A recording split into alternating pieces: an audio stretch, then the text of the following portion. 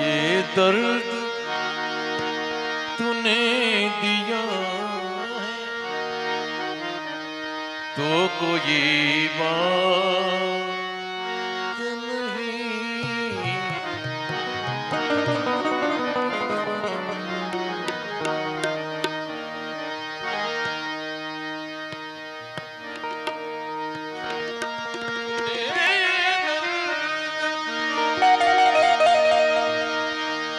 तूने ये दर्द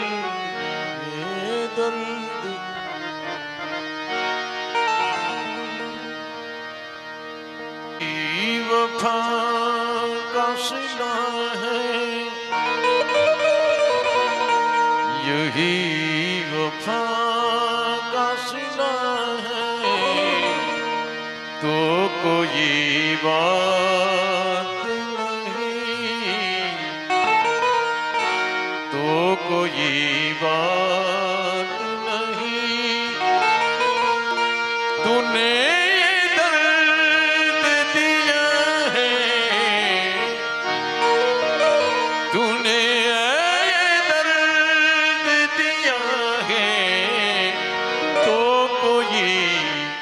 बात नहीं।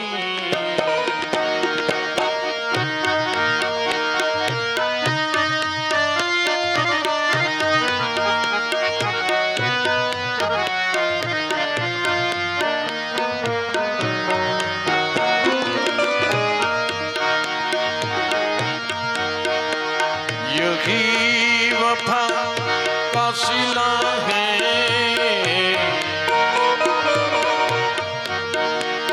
यही वफा का सिला है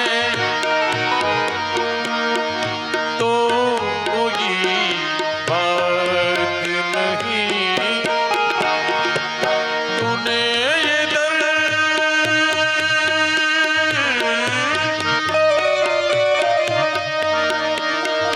तूने ये दर्द तूने ये दर्द दिया है तो कोई बात नहीं। यही वफा का सिला है तो कोई बात नहीं, तो कोई बात नहीं।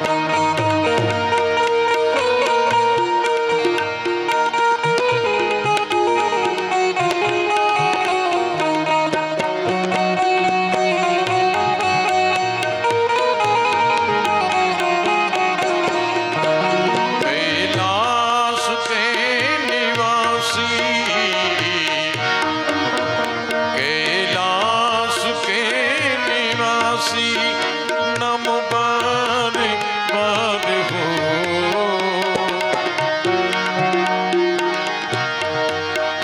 कैलाश के निवासी नम बार बार हो। आयो चरण तिहारे भोले तार पार तू, आयो चरण तिहारे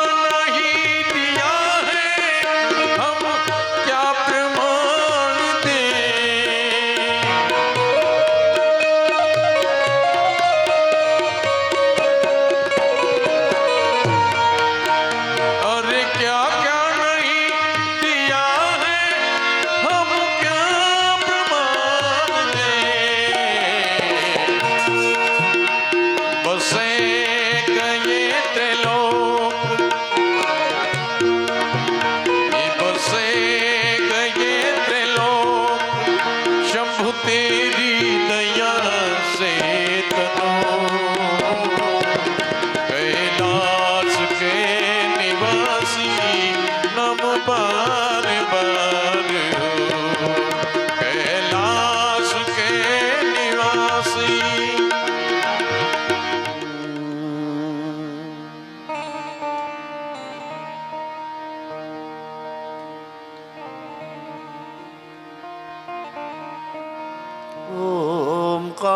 ओंकारमबिन्दु संयुक्तं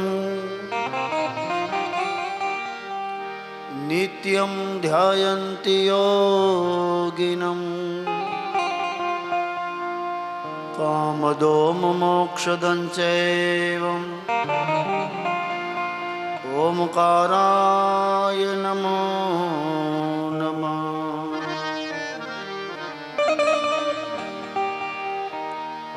मुझे दे दर्शन गिरधारी रे, तेरी सावरी सूरत पे मेवारी रे। मुझे दे दर्शन गिरधारी, तेरी सावरी सूरत परवारी रे। मुझे दर्शन गिरधारी रे, तेरी सावरी सूरत पे मेवारी रे। मुझे दे दर्शन गिरधारी, तेरी सावरी सूरत परवारी रे। यमुना तट हरि घेन चरावे, यमुना तट हरि धेनु चरावे, यमुना तट हरि घेन चरावे। यमुना तट हरि धेनु चरावे। मधुर मधुर स्वर बैन बजावे, मधुर मधुर जब बैन बजावे, मधुर मधुर स्वर बैन बजावे। मधुर मधुर सब बैन बजावे। कांधे कमलिया काली रे, ये कांधे कमलिया काली रे। मुझे दे दर्शन गिरधारी रे, तेरी सावरी सूरत पे मेवारी रे। मुझे हरि बजो दर्शन गिरधारी रे, गिरधारी रे, तेरी सावरी सूरत परवारी रे।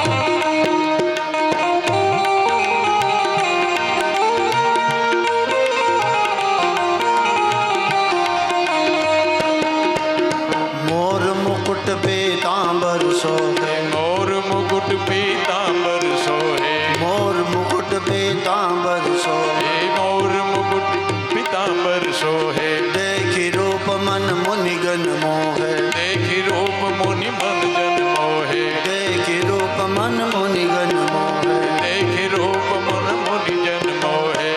कुंडल की सभी न्यारी रे काना, धरते सब न्यारी रे काना कुंडल की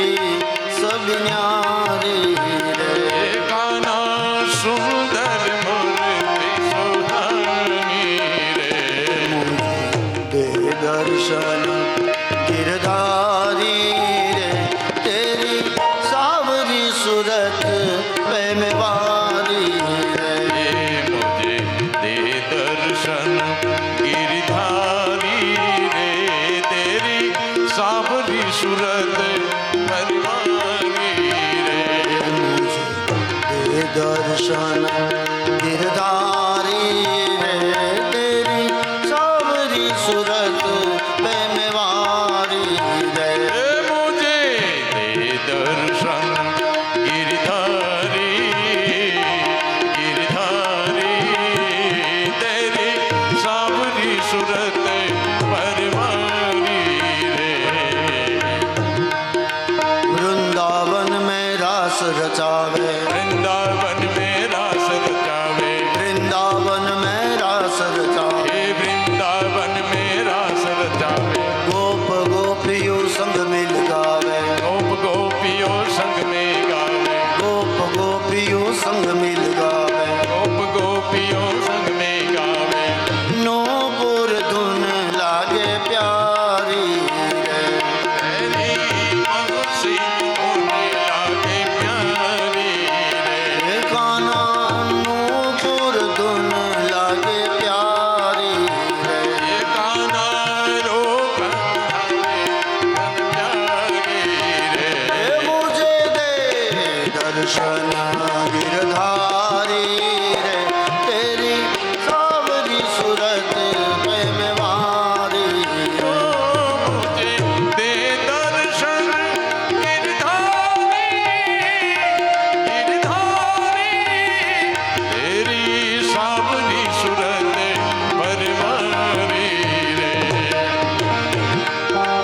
भक्त है तो हरि रूप बनाया रूप हरि रूप ध्यावे भक्त है तू हरि रूप बनाया रूप हरि रूप श्यावे ब्रह्मानंद मेरे मन भाया ब्रह्मानंद के मन में भावे ब्रह्मानंद मेरे मन भाया ब्रह्मानंद मेरे मन भावे चरण कमल बलिहारी रे ओ तेरे चरण कमल बलिहारी रे मुझे दे दर्शन गिरधारी रे तेरी सावरी सूरत पे मेवारी रे ओ मुझे दे दर्शन गिरधारी रे तेरी सावरी सूरत परवारी रे मुझे दे दर्शन गिरधारी रे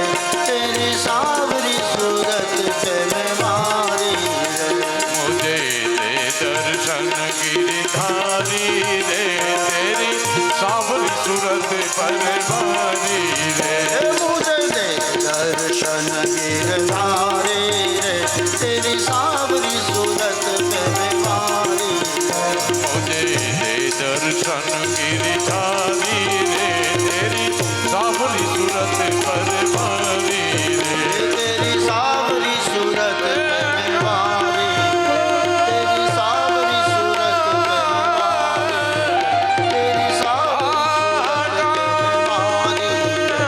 तेरी सावरी सूरत पे मेवारी तेरी सावरी सूरत पे परवारी रे तेरी सावरी सावरी सूरत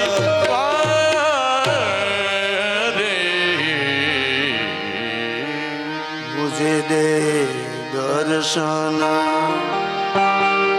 गिरधारी रे तेरी सावरी सूरत पे मेवारी मुझे दे दर्शन गिरधारी रे तेरी सावरी सूरत परवारी रे તો મહારાજ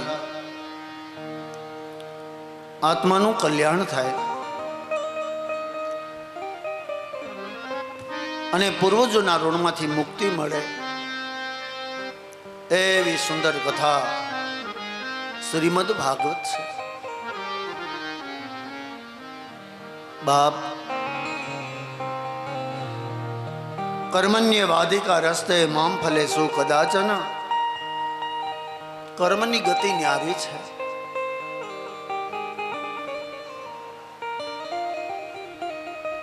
ધર્મ અને અધર્મની કથા એટલે મહાભારત, પુણ્ય અને પાપની કથા એટલે મહાભારત, સ્વર્ગ અને નરકની કથા એટલે મહાભારત. કર્મણ્યેવાધિકારસ્તે મામ ફલેષુ કદાચન. સુતજી મહારાજ કહે છે કે હે રાજન, પાંડવો છે, એક કૌરવો છે, પણ બેના રસ્તા જુદા છે. એક ધર્મને માર્ગે ચાલે તો બીજા અધર્મને માર્ગે ચાલે છે.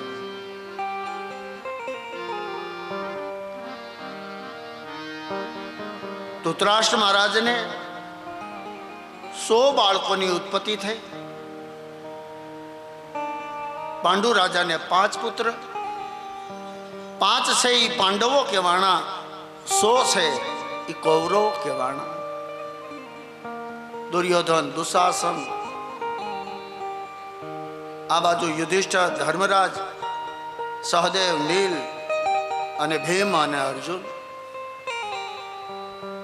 પાંડવોને મારવા માટેના અનેક પ્રયત્ન કરવામાં આવ્યા. સત્તાને માટે, સંપત્તિને માટે શકુનીના સાથમાં કૌરવો અધર્મને માર્ગે ચાલ્યા છે. સાંભળ મહારાજ, એકવાર શું બન્યું? કૌરવ અને પાંડવો રમતો રમે છે, બાળપણની આ કથા છે. શકુનીએ કીધું, દુર્યોધન 5 છે પણ 5માં પૂજાય છે. એમાં એ ધર્મરાજ કોઈ સામાન્ય નથી. આમ જો પેલો અર્જુન બાણાવાળી છે, પેલા અર્જુન ભીમને જો, એક હાથમાં 10 હાથીનું જોર. આ મોટા થશે ને પછી હસ્તિનાપુરમાં કાંઈ હાથમાં નહીં આવે. મામા કઈક યુક્તિ બતાવો. 5માંથી જો ભીમ મરી જાય તો બાકીનાને મારવા બહુ સરળ છે. ફરી અહીંયા કપટ કર્યું અને રસોડું તૈયાર કર્યું અને પાંડવોને કૌરવો જમાડે છે. શકુનીએ યુક્તિ બતાવી કે ભોજનની અંદર લાડવા બનાવો, કારણ કે ભીમને લાડુ બહુ ભાવે છે. અને ખરેખર મહાભારતમાં લખ્યું છે કે એક ગાડુ, એક લાડવા ભીમજી મહારાજને જોઈ. આમ રસોડું તૈયાર કર્યું. ધર્મરાજ, અર્જુન, ભીમ, સહદેવ, નકુલ જમવા બેઠા. એટલા લાડુ પીરસાણા છે. ઝેરવાળા લાડુ બનાવ્યા હતા. ભીમજી મહારાજે ઝેરી લાડુ ખાય અને ગંગામાં સ્નાન કરવા ગયા. અને આ બાજુથી ભીમજી મહારાજ પાતાળમાં ગયા છે. હવે બહેની ઘટના એવી કે પાતાળમાં ઓલી નાગણીઓ હતી, એણે ભીમજીને ડંસ આપ્યા. જેટલું શરીરમાં ઝેર હતું એ ઝેર બધું ચૂસી લીધું. પછી તો ભીમજી અહીંયા રોકાય છે. આ બાજુ કુંતાજી, પાંડુ રાજા વિચાર કરે કે ભીમજી મહારાજ ગયા ક્યાં? 10 દિવસના વાણા વાઈ ગયા. પછી તો નક્કી કરી લીધું બધાએ કે ભીમજીનું અકાળે મોત થયું છે. માં, ભીમ જ્યાં હોય ત્યાં એના આત્માને સદગતિ આપે, પણ આપણે એની પાછળ કંઈક કરીએ. માં કુંતાએ કીધું, મારા ભીમને લાડુ બહુ ભાવતા, જાઓ તમે 84 જ્ઞાતિના બ્રાહ્મણોને બોલાવો અને એમને લાડુ જમાડો. હસ્તિનાપુરમાં ભીમજી મહારાજનું 12મું કરવામાં આવ્યું.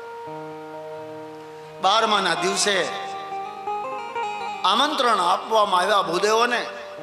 હર હર મહાદેવ, હર હર મહાદેવ કરતા ભૂદેવો બધા ભોજન માટે આવ્યા છે. અને આ બાજુ ભીમજી મહારાજ બપોરે ગંગામાંથી બહાર આવ્યા. પણ જોયું, બધા ભૂદેવો જાય છે હસ્તિનાપુર. એમાં એક ભૂદેવને બોલાવ્યા. દાદા, આમ કઈ બાજુ જાઓ છો? પેલા ભૂદેવ ઓળખી ન શક્યા.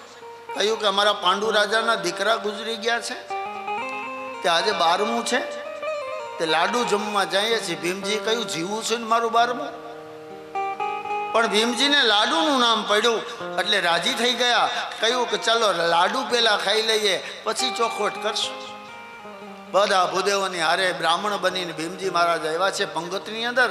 હર હર મહાદેવનો જ્યાં પંગત બેઠી છે અને લાડુ પીરસાય છે. અને ભીમજી મહારાજ એટલા લાડુ ખાય છે કે રસોડામાં હવે તો લાડુ ખલાસ થવા લાગ્યા. અર્જુને જઈને કુંતાને કીધું, માં કેટલા બ્રાહ્મણો આવ્યા, જમીન જતા રહ્યા, પણ એક બ્રાહ્મણ એવો આવ્યો છે કે કોઈ વાતે ધરાતો નથી. લાડુ લાવો લાડુ લાવો કરે છે. કુંતાએ કહ્યું મારે એ બ્રાહ્મણને જોવો છે. જો બ્રાહ્મણ ભૂખો જાય તો પાપ લાગે, પણ કુંતાએ કહ્યું કે મારે ભૂદેવને જોવા છે. હે અર્જુન, લાવ લાડુનો થાળ. અર્જુનના હાથમાં લાડુનો થાળ છે. માં કુંતાજી આગળ, અર્જુનજી પાછળ. ભીમજી મારા જમે છે ત્યાં આવ્યા અને કુંતાજી પણ ઓળખી ન શક્યા. માં કુંતાએ એક લાડુ લઈ અને થાળીમાં મૂક્યો. લ્યો ભૂદેવ જમો. બીજો લાડુ લઈ અને કીધું કે લ્યો ભૂદેવ જમો. અને જમાડતા જમાડતા કુંતાએ કહ્યું કે ક્યાંથી આવો છો, શું નામ છે તમારું? ભીમજી મહારાજ એક શબ્દ ન બોલ્યા, બોલે તો માં ઓળખી જાય.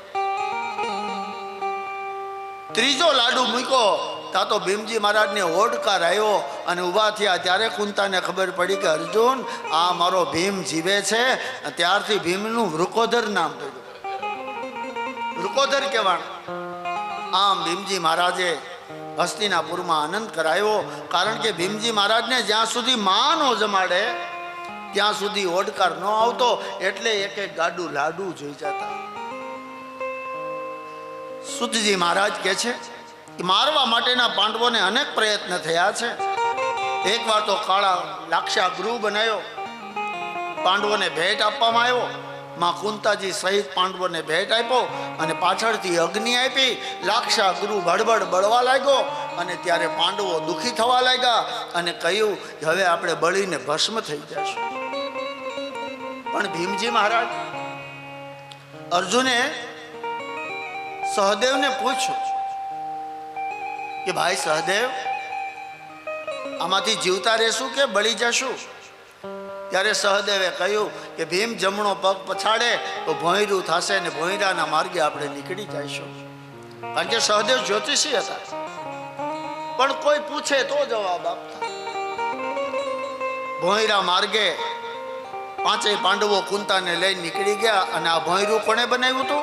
વિદુરજી મહારાજે બનાવ્યું. કારણ કે એને ખબર હતી કે કૌરવો પાંડવોને મારવા માટેનો મહેલ બનાવે છે.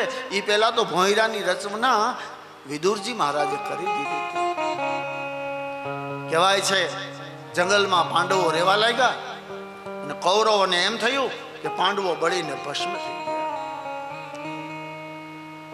ઋષિ મુનિએ કીધું કે મહારાજ, તો પાંડવોના સાથમાં માં ભગવતી ક્યારે આવ્યા? માં ભગવતીએ પાંડવોને સહકાર શા માટે આપ્યો? ઋષિ મુનિને સુતજી મહારાજ કહે છે કે એ સમયમાં પાંચાલ ધરતીની અંદર દ્રુપદ નામનો રાજા રાજ કરતો હતો, જેને આજ આપણે તરણેતર કહીએ છીએ. પાંચાલ ધરતીનો રાજા હતો. એમની દીકરી દ્રૌપદી યોગ્ય મૂર્તિયાની તપાસ કરવા માટે સ્વયંવરની રચના કરવામાં આવી છે.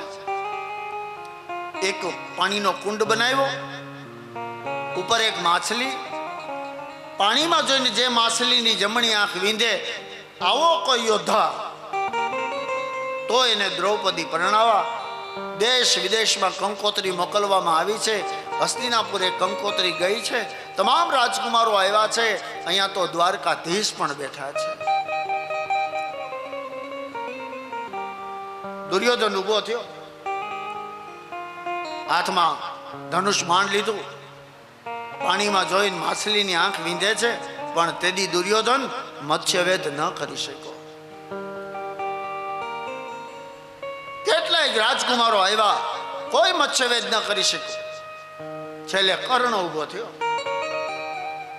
કર્ણ ડગ ડગ ડગલા મીડો માંડવા. દ્વારકાધીશે દ્રૌપદી હામું જોઈ નિસારો કર્યો કે ઊભી થા, નહીંતર આ મત્સ્યવેદ કરશે. કર્ણ કોઈ સામાન્ય નહોતો બાપ. જે નદીમાં નાવા પડે 200 યોજન પાણી ગરમ થઈ જાય, આવો કર્ણ. કવચ અને કુંડળ પહેર્યા હોય, તાકાત છે કર્ણની કોઈ મારી શકે? એમાં દ્રૌપદી ઉભા થયા કે હે મહારાજ ઉભા રહેજો. કેમ કે મત્સ્યવેદ કરવાનો અધિકાર તમારો નથી, અહીં તો રાજકુમારનો અધિકાર છે. કર્ણએ કીધું હું પણ રાજકુમાર છું. દ્રૌપદીએ કહ્યું તમે રાજકુમાર ખરા, પણ ઉછીના લીધેલા છે. તમે પાટવી કુંવર કહેવાય, તમે રાજકુંવર ન કહેવાય. આ પક્ષમાંથી આ પક્ષમાં ભેળ્યા છે, માટે તમે અધિકાર નથી. અરે હું મોટા નગરનો રાજા છું. કહ્યું કે રાજે તમને કૌરવોએ દાનમાં આપ્યું છે. કર્ણ બેસી ગયા. દ્રુપદ રાજા ઉભા થયા કે આવડી સભા ભરેલી છે, આમાં કોઈ એવો રાજકુમાર નથી મત્સ્યવેદ કરી શકે. શું આ ધરતી ક્ષત્રિયહીન થઈ ગઈ છે? ત્યારે ઓલા પાંડવો પણ આ સ્વયંવરમાં હાજર હતા અને ઈ આગળ આવ્યા. હે મહારાજ, આપ આજ્ઞા કરો તો 5 માંથી અમે એક આ મત્સ્યવેદ કરીએ. તો દુર્યોધન ઉભો થયો કે તમે બ્રાહ્મણ લાગો છો, અને અહીંયા બ્રાહ્મણનું કામ નથી, અહીં તો ક્ષત્રિયનું કામ છે. શાસ્ત્ર એને શોભે. એમાંથી અર્જુન બહાર આવ્યા અને કીધું મહારાજ તને એમ છે કે અમે બ્રાહ્મણ છીએ, બાકી અમે પાંડુ રાજાના દીકરાઓ છીએ. ત્યારે દુર્યોધનને ખબર પડી કે મામા આ પાંડવો તો હજી જીવે છે. શકુની કે અત્યારે કઈ બોલાય નહીં.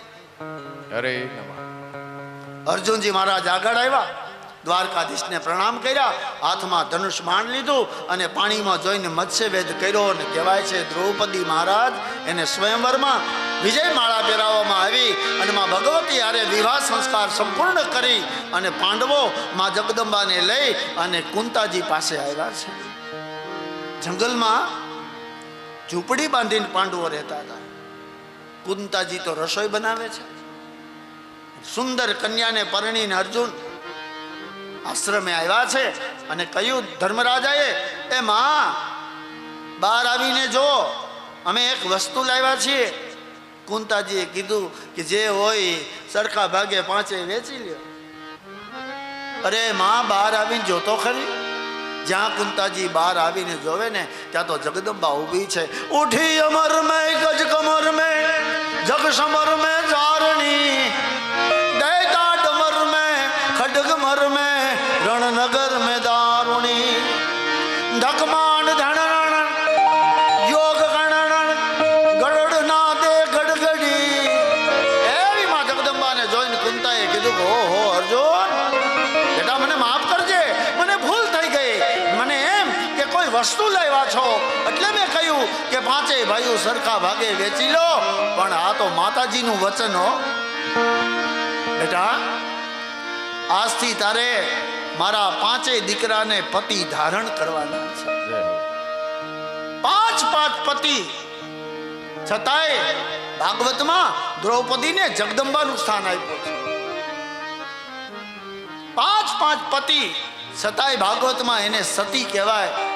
પૂર્વની કમાઈ હોય ને તો નરમાંથી નારાયણ થઈ જવાય. આ દ્રૌપદીના પૂર્વની કમાઈ હતી. દુર્વાસા મુનિએ કીધું તું માગ બેટા, ત્યારે પતિની માગણી કરી. બીજી વાર કીધું માગી લે બેટા. કહ્યું મને સારો પતિ આપો.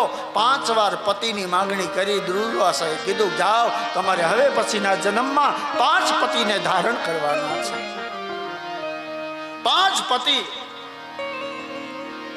માં જગદંબાએ ધારણ કર્યા. પછી પાંડવો અહીંથી હાલતા થયા અને ખાંડવ વનની અંદર ગયા છે.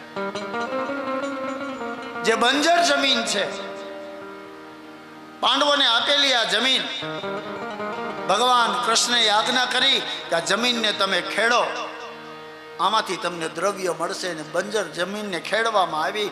કેટલાય સોના મોહરા હીરા મોતી ઘણા નીકળ્યા છે. અને કહેવાય છે આ બંજર જમીનમાંથી એક શેષનાગ નીકળ્યો છે. આ શેષનાગ કોઈ સામાન્ય નહીં. ભગવાન શિવના ગળામાં બેઠો છે શેષનાગ. બીજા અર્થમાં આખી ધરતીને જેણે ધારણ કરી છે એવો છે આ શેષનાગ. એમને આજ્ઞા કરી, મહારાજ અમને આજ્ઞા આપો તો અમે અહીંયા એક મહેલ બનાવીએ છીએ. આમ પાંડવોએ એક સુંદર મજાની નગરી બનાવી. ઇન્દ્રપ્રસ્થ નામ રાખવામાં આવ્યું. ચારે દિશામાં નગરીનો જય જયકાર થયો. આ વાતની જાણ દુર્યોધનને થઈ. મામા, પાંડવોએ તો જે નગરી બનાવી છે, ચારેય દિશામાં આ નગરીનો જય જયકાર થાય છે. ચાલો આપણે આ નગરી જોવા જવું છે. શકુની અને દુર્યોધન નગરી જોવા આવ્યા છે. પણ કેવી આબેહૂબ નગરી. દરવાજો હોય ત્યાં ભીત, અને ભીત ન હોય ત્યાં દરવાજો. પાણી ભરેલું હોય તો લાદી હોય, અને લાદી જોવો તો પાણી ભરેલું હોય. સ્થળ ત્યાં જલ, અને જલ ત્યાં સ્થળ. આવી નગરી. એવા તો પૂતળાની રચના કરવામાં આવી હતી. આપને એમ થાય હમણાં બોલશે. અમુક પૂતળા એવા હતા કે આવકારો આપે, એવા એવા ખંડ બનાવવામાં આવ્યા હતા. અને દુર્યોધન આગળ વધતા વધતા વધતા કહે છે કે મામા, શું આ નગરી બનાવી છે? હસ્તિનાપુરને પણ ઝાંખી પાડે એવી ઇન્દ્રપ્રસ્થ નગરી. અને બરોબર એક ખંડ આવ્યો, અને ખંડની અંદર જોયું કે મામા પાણી ભરેલું છે. શકુનીએ કીધું, જોઈને આવજે. એ ધોતી પહેરી હતી ને, તે આમ થોડીક પકડી ને આમ આયલો, પણ ત્યાં તો લાદી જ હતી. કે અરે મામા, આપને એમ થયું કે પાણી ભરેલું છે, પણ અહીં તો લાદી નાખી છે. વળી આગળ ચાલતા ચાલતા એક બીજો ખંડ આવ્યો, અને બીજા ખંડની અંદર પણ દુર્યોધન નક્કી ન કરી શક્યો પાણી છે કે લાદી છે. પણ અહીંયા તો ધ્યાન રાખવા જેવું હતું. કેમ? ધર્મરાજ, એક આસનમાં ભીમ, સહદેવ, નકુલ, અર્જુન, એક બાજુ દ્રૌપદી અને એક બાજુમાં કુંતા, અને આ બાજુ દુર્યોધન અંદર પ્રવેશ કરે. વાં જેવું ન થાય એટલે આ વખતે તો એને સીધો ઠેકડો જ માર્યો અને પાણીમાં પડ્યો. પણ દ્રૌપદીને ખડખડાટ હાસ્ય આવ્યું. ડગમાડ ધણનણ હોત ઘણનણ ગડડ નાદે ગડગડી. એવું માતાજી હટહાસ્ય કર્યું. હા હા દુર્યોધન, જોઈને હાલો. દુર્યોધને દ્રૌપદી સામું જોયું કે મારી મશ્કરી કરો છો? હું પાણીમાં પડ્યો એટલે તમને હાસ્ય થયું? આટલેથી વાત અટકતી નથી. પણ દ્રૌપદી ઊભા થઈને બોલ્યા કે દુર્યોધન, એમાં તમારો વાક નથી. કેમ કે અંધના તો આંધળા જ હોય. ના શબ્દ એ મહાભારતની રચના કરાવી.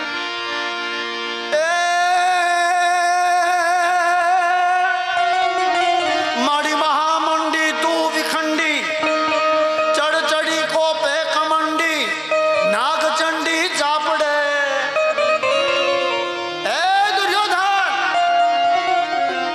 અંધના તો આંધળા હોય, અને એક શબ્દમાં મહાયુદ્ધ થયું. એક સીતાજી અને એક માં દ્રૌપદી, બેને તમે આ ગ્રંથમાંથી હટાવો તો ગ્રંથની કોઈ કિંમત નથી રહેતી. આદ્ય શક્તિ, પરાંબિકા, પરાનારાયણી, એના અનેક અવતારો ધારણ કર્યા છે. એમાંનો એક અવતાર હોય તો માં જગદંબા દ્રૌપદી છે. એને કહ્યું કે તું અંધનો તો આંધળો જ હોય. અને આ શબ્દ રૂવાડે રૂવાડે દુર્યોધનને લાગી ગયો. મામા, મને આંધળો કીધો, પણ મારા બાપને આંધળો કીધો. શકુને કીધું કે આનો બદલો આપણે જરૂર લેશું. દુર્યોધન અને શકુની હસ્તિનાપુર આવ્યા. મામા, કાંઈક એવી યુક્તિ બતાવો હું પાંડવોનું વેર વાળી શકું. ત્યારે શકુનીએ કીધું, દુર્યોધન, હવે તો એક જ રસ્તો છે કે શું? જે માણા બળથી ન મરે એને કળથી મરાય. આપણા રાજ્યની અંદર ચોપાટનું આયોજન કરો, પાંડવો હારે સમાધાન કરો, અને એને જુગાર રમવા માટે બેસાડો. ચોપાટ પાથરવામાં આવી. કૌરવો એક બાજુ આસન લઈને બેઠા છે, પાંડવોને આમંત્રિત કર્યા છે. ભાઈઓની અંદર સમાધાન કર્યું. એક બાજુ પાંડવો અને એક બાજુ કૌરવો બેઠા છે. મોટા મોટા આસન નાખવામાં આવ્યા છે. ભીષ્મ પિતામહ, કૃપાચાર્ય, ગુરુદ્રોણ, અશ્વસ્થામા, જયદ્રથ અને દુર્વાસ જેવા ઋષિમુનિ અહીં બેઠા છે અને વિદુરજી મહારાજ પણ અહીંયા બેઠા છે. અને સભા કીધી. સભા કઈ હતી? અધર્મની સભા હતી. જ્યાં ધર્મની ચર્ચા થાય એ સભાને અધર્મ નામ આપ્યું, અને જ્યાં અધર્મ થાય એ સભાને ધર્મ કીધો. આ રાજકારણની ચર્ચા છે કે જે સભાનો રાજા બેઠો હોય, જે સભા ભરાયેલી હોય અને સભામાં પાપ જ થતું હોય તોય ધર્મની સભા. અને એક સભા એવી છે કે જ્યાં અધર્મ જ થતો હોય છતાંય ધર્મ. આવી બે સભા હતી. કઈ? એક હસ્તિનાપુરમાં ભરાતી અને એક લંકામાં રાવણ ભરીને બેઠો. સભા તો બે જ ભરાતી, પણ રાવણની સભામાં ધર્મ હતો છતાં એને અધર્મની સભા કીધી. અને હસ્તિનાપુરમાં અધર્મ સિવાય કઈ નહોતું છતાં એને ભારતમાં ધર્મની સભા બતાવી છે. અરે કબના નાડીના ચીર ખેંચવામાં આવ્યા તોય ધર્મની સભા. એક દુબળા નારીના ચીર ખેંચવામાં આવ્યા તોય ધર્મ. અને એક સભા લંકામાં હતી, અને લંકાની સભાની જો વાત કરું ને તો રાવણ હામું જોવાય નહીં હોય એવો રાવણ હતો. 10 માથાળો. કોઈ મંત્રી હામો આવીને વાત ન કરી શકે, અને રાવણની આંખમાં આંખ નાખીને વાત ન કરાય એવો રાવણ. અને ઈ રાવણ જેદી માં જાનકીને ઉપાડી અને લંકામાં લઈ આવ્યો ને, જેદી સભા ભરાયેલી હતી અને આ સભામાં તેદી કોઈ ઊભો થઈને એમ ન બોલ્યું કે રાવણ આ ન કરાય. પણ એક વ્યક્તિ ઊભી થઈ. કોણ? મંદોદરી ઊભી થઈ હો. અને સભામાં સામે આવી અને રાવણ સામે આંખ મિલાવી. એ રાવણ, કારણ કે આજ મંત્રી છે, પત્ની તો પછીની વાત છે, આ તો રાજના મંત્રી તરીકે દ્રૌપદી ઉભા છે. એ રાવણ, તું આ શું કરીને આવ્યો છો? અરે જેના પગમાં પડવાનું હોય, જેને માં કઈ બોલાવવાની હોય એને તું ઉપાડીને લંકામાં લઈ આવ્યો? આવું બોલનારું મંદોદરી જ હતી. હજી કહું છું, રાવણ માની જા અને માં જાનકીને હતા ત્યાં પાછા પહોંચાડી દે, નહીતર તારો વિનાશ થશે. તેથી રાવણ મંદોદરી સામું ક્રોધે ભરાણો, છતાંય રાવણની સભામાં અધર્મ નામ આપ્યું. લો. અને આજ દ્રૌપદી માતાની જ્યારે ચીર ખેંચાણા, એક વ્યક્તિ ઊભો થઈને એમ ન બોલ્યો કે આ ન કરાય. એક વ્યક્તિ ઊભો ન થયો, છતાંય ધર્મની સભા. ચોપાટની અંદર દાવ મંડાણા છે. એક પછી એક દાવ પાંડવો હારી જાય છે, અને અંતમાં પાંડવો દ્રૌપદીને પણ હારી જાય છે. હા, અને દુર્યોધન ઉભો થયો. મામા, આજ હું એને બતાવીશ કોણ આંધળા, કોણ દેખતા. દ્રૌપદી નીચું મોઢું રાખીને ઉભા છે, અને દ્રૌપદીની સામું જોઈને દુર્યોધને કીધું કે તે મને આંધળો કીધો તો, મારા બાપને આંધળો કીધો તો. આજ તને બતાવું કે અમે આંધળા કે તારા પતિ આંધળા. એ દુશાસન! દુશાસન હાથમાં ખડગ લઈને આવ્યો. બોલો મહારાજ કે જા દ્રૌપદીને વાળ ઢસડીને લઈ આવો. વાળ ઢસડીને લઈ આવ્યા, અને તેથી પાંડવો એક શબ્દ બોલ્યા નહીં. બેનો, હે દુશાસન, આજ આના ચીર ખેંચો, એટલે એને ખબર પડે કે આમાં કોણ આંધળા. ચીર ખેંચવાની વાત જ્યાં આવી ને, ત્યાં તો માતાજીની આંખમાંથી આંસુની ધારાઓ જાય છે. માથાના વાળ છૂટા છે ભગવતીના. અને દોટ મૂકી દ્રૌપદીએ, અને ધર્મરાજ એટલે વિભીષણ મહારાજ, ધર્મરાજ યુધિષ્ઠિર મહારાજના પગ પકડ્યા. સ્વામી, તમે તો ધર્મ છો.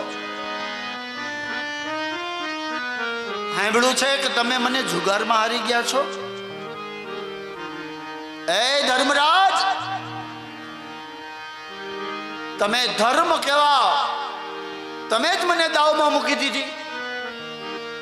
ક્યાં અર્થમાં તમે ધર્મરાજ કહેવાઓ મહારાજ? જવાબ આપો.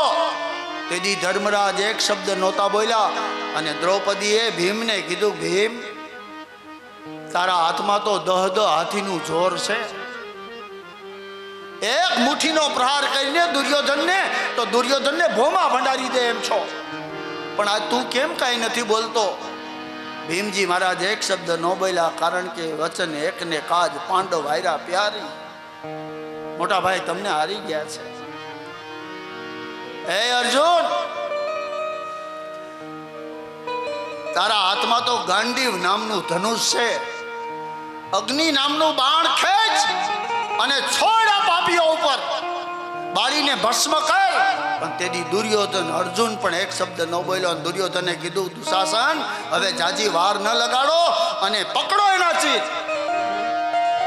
અને માં જગદંબાના ચીર જ્યાં દુશાસન પકડવા જાય ને, માતાજીએ વળી છટકો મારી અને ખટ ખટ ખટ ખટ ખટ ખટ પગથિયા ચડ્યા અને કહેવાય છે ભીષ્મ દાદાના પગ પકડ્યા. હે દાદા, તારા ઘરની આબરૂ છું, તારા દીકરાની વહુ છું, અને આજ આ પાપીઓ મારા ચીર ખેંચવા બેઠા છે. એક આજ્ઞા કરો ને દાદા, તો આ નીચે બેહી જાય. પણ તેથી ભીષ્મ એક શબ્દ ન બોલ્યા. દાદા મને બચાવો, દાદા મને બચાવો. આક્રંદ રુદન કરતા રહ્યા માં ભગવતી, પણ એક વ્યક્તિ ઉભો ન થયો. અને છેલ્લે દુર્વાસા ગુરુ દ્રોણના પગ પકડ્યા કે હે બ્રહ્મદેવ, તમારા શિષ્યોને કહો કે મને છોડી દે. પણ તેથી ગુરુ દ્રોણ એક શબ્દ ન બોલ્યા અને કહેવાય છે હાહાકાર મચી ગયો સભામાં. એક વ્યક્તિ કઈ બોલ્યો તો નહીં, પણ ઊભો થઈને ગયો. કોણ? વિદુરજી મહારાજ. એને કહ્યું, હું કઈ બોલી નહીં શકું, પણ મારે આવું જોવું નથી. આજથી હસ્તિનાપુરમાં પગ નહીં મૂકું એમ કરીને વિદુરજી મહારાજ નીકળી ગયા. અને આમાં જગદંબા આક્રંદ રુદન કરે છે. દુશાસને માતાજીને પકડીને ભરી સભામાં લઈ આવ્યા અને ચીર ખેંચે, બચાવો બચાવો બચાવોના નાદ કરે. પણ તેની કોઈ સભામાં બચાવવા ન આવ્યું. ત્યારે માં દ્રૌપદીને દ્વારકાનો અધિપતિ કૃષ્ણ યાદ આવ્યો છે. હે કૃષ્ણ, મને બચાવી લે વીરા, કારણ કે તે મને બેન બનાવી છે. આજ બેનની આબરૂ રાખજે દ્વારકાધીશ. રૂકમણી માતા કૃષ્ણને જગાડે છે કે જાગો, તમારા બેન તમને યાદ કરે.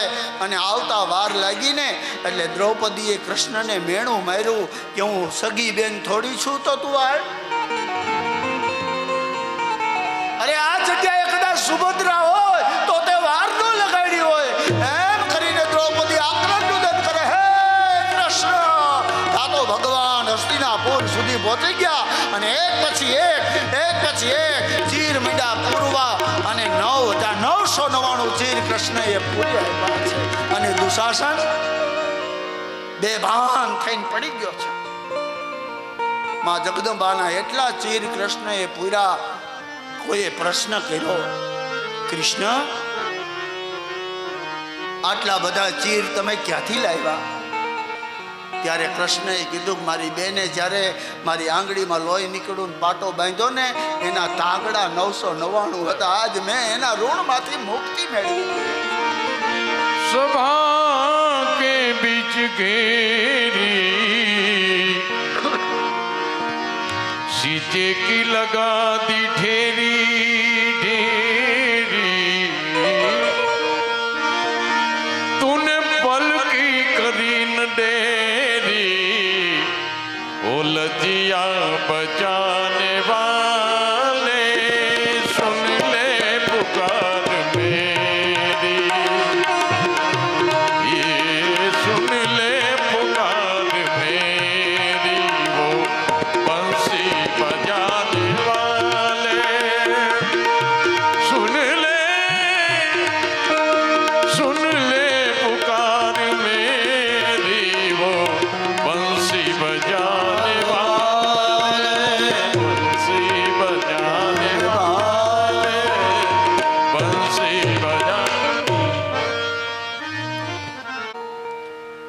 કારણ કે 12 વર્ષ ગુપ્તચર રહેવાનું,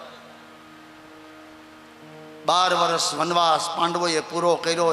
13મું વર્ષ ગુપ્તમાં રહ્યા અને જ્યારે વનવાસ પૂરો થયો ને ત્યારે દ્વારકાધીશ ફરી પાંડવોને મળવા આવ્યા છે. ભાઈ બા, આજ્ઞા આપો, તમારો વનવાસ પૂરો થઈ ગયો છે, હું શું સેવા કરું? માં કુંતાએ કીધું કે બેટા, હસ્તિનાપુરમાં તો અમારે જવાય એમ છે નહીં.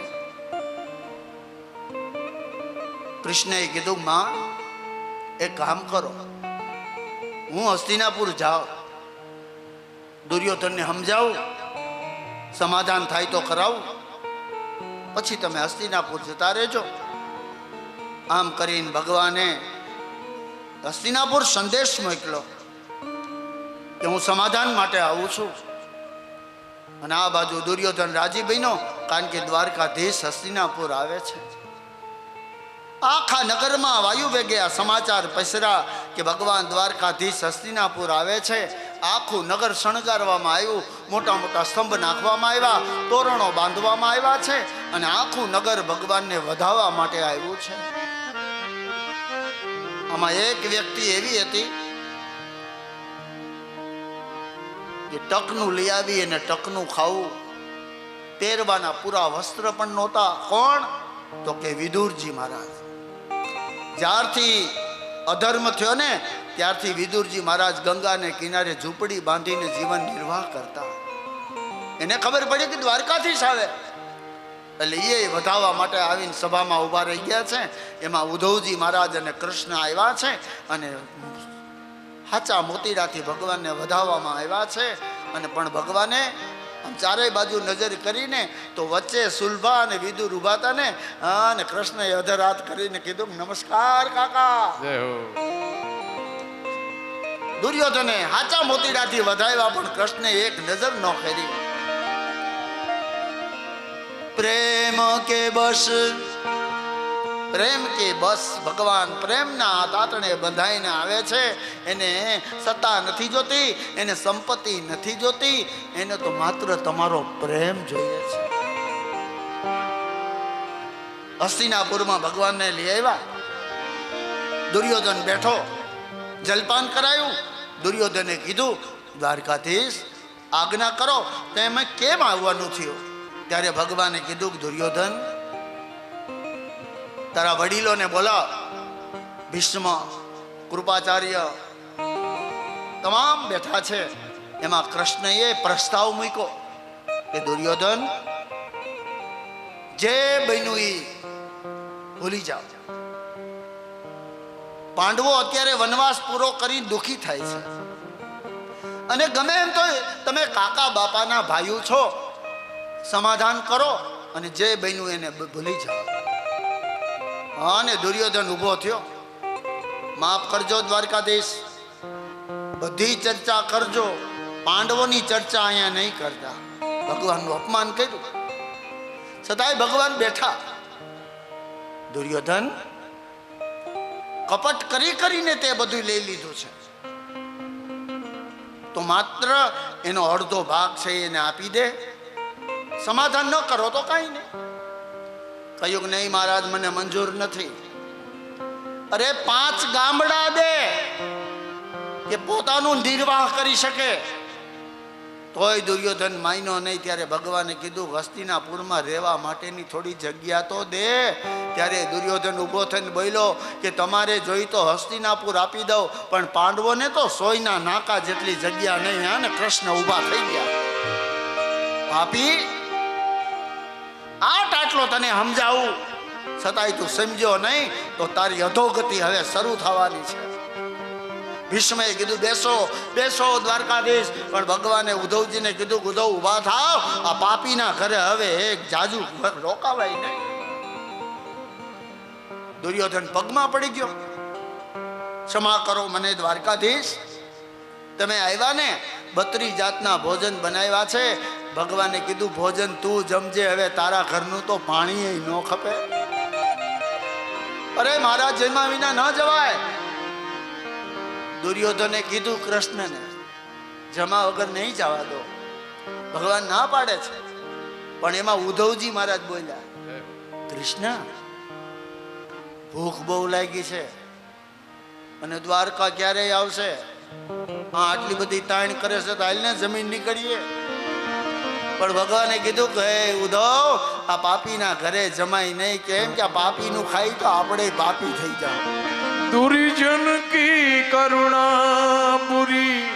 હાલો મારી ભેગા એવી જગ્યાએ લઈ જાઓ કે તમને હવે ભૂખ નહીં લાગે. કલો સજન કો ત્રાસ, सूरज जब गर्मी करे तब वर्षा किया. ખટ ખટ ખટ ખટ ખટ ભગવાન પગથિયા ઉતરી ગયા. એમાં ઉદ્ધવજીએ પૂછ્યું કે જમવા ક્યાં જવું? એ તો કે ભગવાને કીધું કે અહીંયા મારા કાકા રહે છે ને નામ વિદુર છે.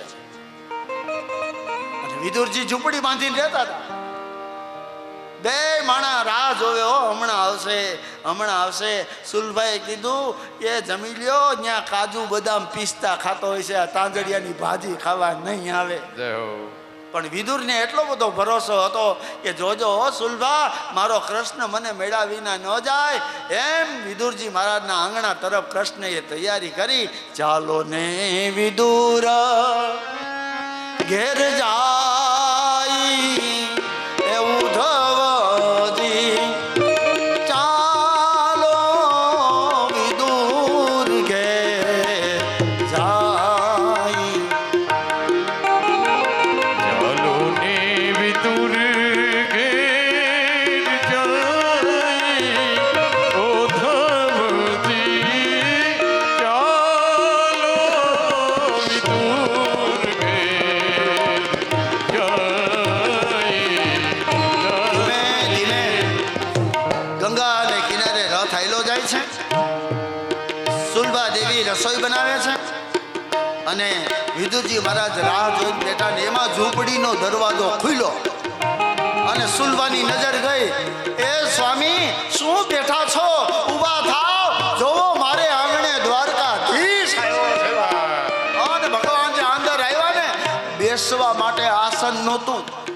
તે નદીએથી દાભડો વાઢી અને કૃષ્ણને પાથરી દીધો અને ભગવાન દાભડા ઉપર બેઠા. બાજુમાં ઉદ્ધવજી અને બે માણા કૃષ્ણને જોઈ જોઈને આંખમાંથી બોર જેવડા આંખડા પડે છે. ભગવાને કીધું, કાકા પ્રણામ. કાકી પ્રણામ. બોલો કૃષ્ણ, શું સેવા કરીએ? ત્યારે કૃષ્ણની આંખમાં આંસુ જાય છે. કેમ કે આજ કૃષ્ણને જશોદા યાદ આવી ગઈ. હો બા, હે કાકા, ભૂખ લાગી છે અને મારી કાકીને કયો મારા માટે જમવાનું બનાવે. અને તેથી સુલભા માથામાં હાથ ફેરવતી ફેરવતી રહોડામાં ગયો અને શું કર્યું? બાજરાની બંટીને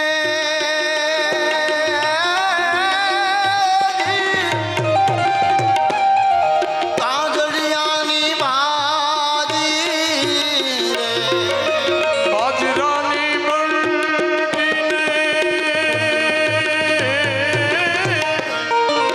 તાંદળિયાની ભાજી રે, બાજરાની બંટીને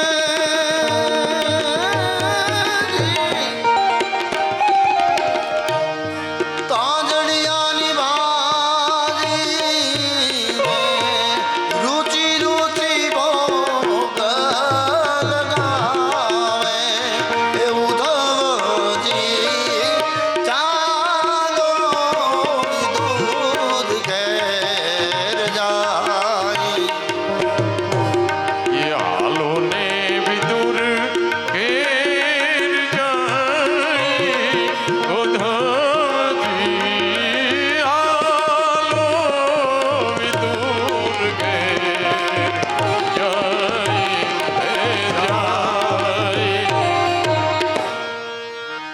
સુલભા અને વિદુરજી મહારાજ ભગવાનને જમાડે છે ને માથામાં હાથ ફેરવે છે. અને આજ કૃષ્ણને એમ થયું કે મારી જશોદા મને જમાડે છે. પછી કૃષ્ણએ કીધું, કાકા માગો. તમારે શું જોઈએ છે? પણ ભાગવતમાં એક કથા એવી નથી કે ભક્તોએ કંઈ માંગ્યું હોય. માગો, પણ ભાગવતમાં એકેય એવી કથા નથી કે કોઈએ સત્તા માગી હોય, કોઈ સંપત્તિ માગી હોય, એવો એક પણ પ્રસંગ નથી. હા, માગ્યું બધાય. કોઈએ ગૌલોક માગ્યા, કોઈએ મુક્તિ માગી લીધી, અને આજનો ભગત માગવામાં બાકી રાખે. પણ ભગવાને કીધું યથા દેહે તથા દેવે. માગવું પડે નહીં, એને આપવું જ પડે. માગવું પડે જ નહીં બાપ, પણ ક્યારેક કૃષ્ણને આપવું પડે. અને આપો ને તો મારો નાથ 10 ગણું કરીને પાછું આપે હો. એની પાસે માગવું ન પડે. આપે વ્યાજ સહિત ગર્થ કાણી કોઈનો ભાર ન રાખે મુરારી, ભાર ન રાખે મુરારી.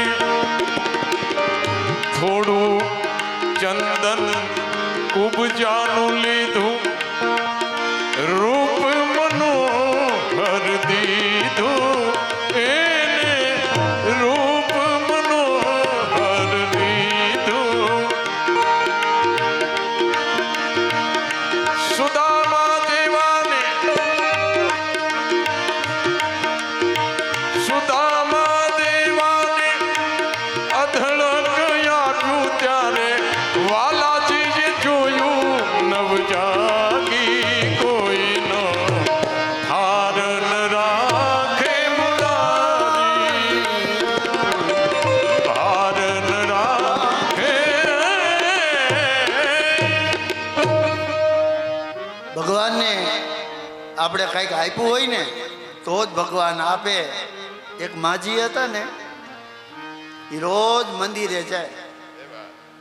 એ મહારાજ, મારા દીકરાને ઘેર હારું કર. રોજ પરસોત્તમ મહિનો આખો, એ ઠાકોરજી મારા દીકરાને ઘેર હારું કરો, કેટલા વરહના વાણા વાઈ ગયા છે.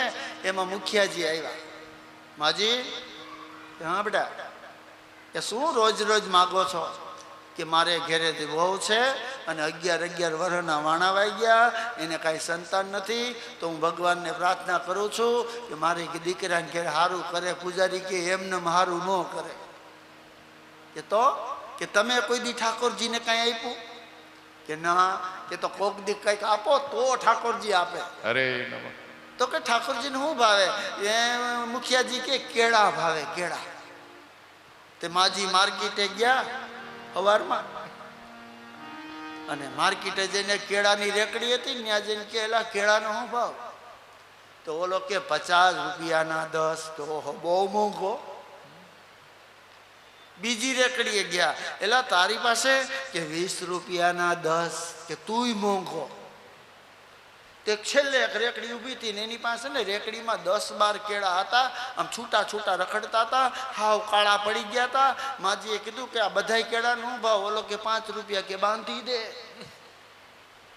અને બાંધવા જ પડે એમ હતા, કારણ કે હાવ કાળા પડેલા ગળેલા કેળા હતા. અને માજી લઈને આવ્યા અને ભગવાનને આમ ધર્યા. લે મહારાજ, તને કેળા બહુ ભાવે ને, બદલામાં મારા દીકરાને કે સારું કરીને અહીંયા ભગવાન પ્રગટ થયા હો. અને કીધું કે માજી, ભલે આવા તો આવા કેળા ધર્યા તો ખરા, પણ જાઓ 9મો મહિનો અને 10મા મહિને તમારા વહુને ત્યાં દીકરો જન્મશે. જાઓ. અને માજી ઘેરે આવ્યા અને 9 મહિના પૂરા થયા ને 10મા મહિને દીકરો જન્મો. હો ભાઈ, પણ કેવો ખબર? હાવ ગળેલો. હા, ને માજી જ્યાં જોવે ને, આમ ઓછામાં ઓછો 3.5 કિલાનો તો હોય ને, આ તો 1 જ કિલાનો હતો. અને આમ જોયું માજી, એક આંખું ભરકુટી ફરી ગઈ કે હાવ કેળા આવો દીકરો દેવાય. વળી માતાજી મંદિરે જઈને ભગવાનને કે બહાર નીકળો. ભગવાન પાછા પ્રગટ થયા. બોલો માડી, કે દીકરો આવો દીધો, હાવ ગળેલો. ભગવાન કે તે કેળા કેવા દીધા હતા?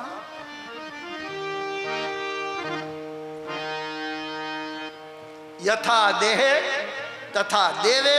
તમે દાન કરો ને, એ દાન કરવા માત્ર નહીં, દાન લેનારો એનો ઉપયોગ કરે એનું નામ દાન છે બાપ. યથા દેહે તથા દેવે